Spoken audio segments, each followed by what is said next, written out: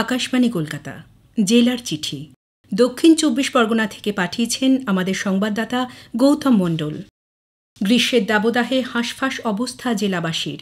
চাতক পাখির মতো এক ফোঁটা বৃষ্টির আশায় তাঁরা দিন গুনছেন। এরই মধ্যে মে মাসের শেষ সপ্তাহে ঘূর্ণিঝড়ের পূর্বাভাস দিয়েছে বিভিন্ন মাধ্যম, কিন্তু ভারতীয় মৌসুম ভবন এখনও কোনো পূর্বাভাস দেয়নি। ইতিমধ্যে জেলার অন্যতম স্বপ্নের প্রকল্প মুড়িগঙ্গা নদীর ওপর প্রস্তাবিত গঙ্গাসাগর সেতুর জন্য অধিগৃহীত জমির মালিকদের হাতে চেক দেওয়ার কাজ শুরু হয়েছে। মঙ্গলবার কাকদ্বীপ বিডিও অফিস থেকে ১৬ জন জমি মালিকের হাতে ৪০ লক্ষ টাকার চেক তুলে দেওয়া হয়। আগামী দিনে কাকদ্বীপ এলাকায় আরও শতাধিক জমি মালিকের হাতে চেক তুলে দেওয়া হবে বলে জেলা প্রশাসন সূত্রে জানা গিয়েছে।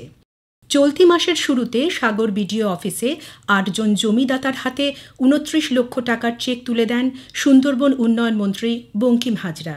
জুন মাসের শুরুতে এই সেতুর কাজ শুরু হবে। প্রশাসন সূত্রে খবর, লট নাম্বার ৮ থেকে মুড়িগঙ্গা নদীর উপরে ৪ লেনের এই সেতু হবে। এই সেতুর দৈর্ঘ্য হবে ৩ কিলোমিটার। সাগরের কচুবেড়িয়া জেটি ঘাটের ওপর দিয়ে সেতু সোজা যাবে আশ্রম মোড়ে। অন্যদিকে কাকদ্বীপের লট নম্বর ৮-এর ৪ নম্বর স্থায়ী ভেসেল ঘাট দিয়ে সেতুর ঢাল গিয়ে পৌঁছবে গোলপার্কে। এই সেতু তৈরিতে খরচ হবে প্রায় ১৫০০ কোটি টাকা। সাগরের মুড়িগঙ্গা নদীর ওপর সেতু নির্মাণ হলে তীর্থক্ষেত্র গঙ্গাসাগরে পুণ্যার্থীদের যাতায়াত ব্যবস্থা আরও সুগম হয়ে উঠবে। সুন্দরবনের মানুষের জীবন সংগ্রামের কাহিনী নিয়ে নাটক মঞ্চস্থ হল সুন্দরবনেরই একটি গ্রামে। নাটকের নাম বেহুলা এখন। নাট্যদল পূর্ব পশ্চিম প্রযোজিত এই নাটকটি মঞ্চস্থ হয় রায়দিঘির পূর্ব শ্রীধরপুর গ্রামে। আয়োজক সংস্থা মুক্তি ও পূর্ব পশ্চিম নাট্যদলের পক্ষ থেকে জানানো হয়েছে, মনসামঙ্গল কাব্যের আধারে সুন্দরবনের বর্তমান পরিস্থিতিকে নাটকের মাধ্যমে তুলে ধরা হয়েছে। বিশেষ করে নারীর ক্ষমতায়ন, শিশু নির্যাতন রোধ, স্বাস্থ্য সচেতনতা ও পরিবেশ রক্ষার বার্তাও নাটকের কাহিনীতে ফুটে উঠেছে। নাটকে অভিনয় করেছেন সুন্দরবনের বিভিন্ন পেশার ২৬ জন। এর মধ্যে কেউ কৃষক, মৌলে, ঘরামি, কেউ আবার শিক্ষক। জেলার মইপিঠের প্রত্যন্ত গ্রাম নগেনাবাদ। সেখানে কয়েক হাজার মৎস্যজীবীর বাস। প্রতি বছর বৈশাখ মাসের শেষে মাকড়ি নদীর পাড়ে আজমলমারি জঙ্গলে টিনের ছাউনি দেওয়া দরমার মন্দিরে ঘটা করে হয় সুন্দরবনের লৌকিক দেবতা বনবিবির পুজো। বাঘের দেবতা হলেন বনবিবি। সুন্দরবনের বাসিন্দারা মনে করেন বনবিবি তাঁদের বাঘের হাত থেকে রক্ষা করেন। এই পুজো এবার ৬৬ বছরে পড়ল। ৩ দিন ধরে চলল উৎসব। বহু মানুষ মানত করেন দেবীর কাছে। তা পূরণ হলে নদীতে মোরগ স্নান করান, তারপর পাশের জঙ্গলে ছেড়ে দেন। মানত করা মোরগ বাঘের খাদ্য হিসেবে দেওয়ার বিশ্বাস এই এলাকার মানুষের। বনবিবির পুজোয় যোগ দেয় কয়েক হাজার মানুষ।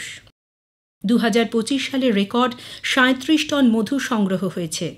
সুন্দরবন ব্যাঘ্র প্রকল্প এলাকা থেকে ২২ টন ও ২৪ পরগনা বন বিভাগ এলাকা থেকে ১৫ টন।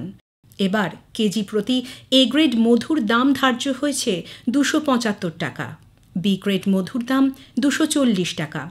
মৌলেদের কাছ থেকে এই মধু কিনে নেয় সুন্দরবন কর্পোরেশন। এছাড়াও কেজি প্রতি আরও ২০ টাকা করে মৌলেদের দেওয়া হয় সংগ্রহের খরচ হিসেবে। পাশাপাশি সংগ্রহ করা মোম মৌলেরা সরাসরি বাজারে বিক্রি করতে পারেন। এবার মধু সংগ্রহে গিয়েছিলেন প্রায় ৭০০ জন মৌলে। সুন্দরবন ব্যাঘ্র প্রকল্প এলাকায় ৫১টি দলে ৪৪৪ জন ও ২৪ পরগনা বন বিভাগ এলাকায় ৫৫টি দলে ২৫০ জন মৌলে মধু সংগ্রহ অভিযানে নেমেছিলেন। বন দপ্তর জানিয়েছে, এবার মধু সংগ্রহে গিয়ে কোনো মৌলেই জঙ্গলে বাঘ বা জলদস্যুদের হামলার মুখে পড়েননি। এবছর ১ মাসের সময়সীমা শেষের আগেই এই বিপুল পরিমাণ মধু সংগ্রহ করা গিয়েছে। সুন্দরবনের মধু জিআই ট্যাগ পাওয়ায় মধুর চাহিদা অনেকটা বেড়েছে। পাশাপাশি মৌলেরা আগের তুলনায় অনেক বেশি দাম পাচ্ছেন মধুর। এ কারণে উৎসাহিত হয়ে অনেকে মধু সংগ্রহে নেমেছিলেন। যথোচিত মর্যাদায় জেলা জুড়ে পালিত হয়েছে রবীন্দ্র জন্মজয়ন্তী। আলিপুরে জেলা প্রশাসনের পক্ষ থেকে দিনটি পালন করা হয়। উপস্থিত ছিলেন জেলা শাসক সুমিত গুপ্তা। জেলার চিঠি শেষ হল। দক্ষিণ ২৪ পরগনা থেকে পাঠিয়েছেন আমাদের সংবাদদাতা গৌতম মণ্ডল।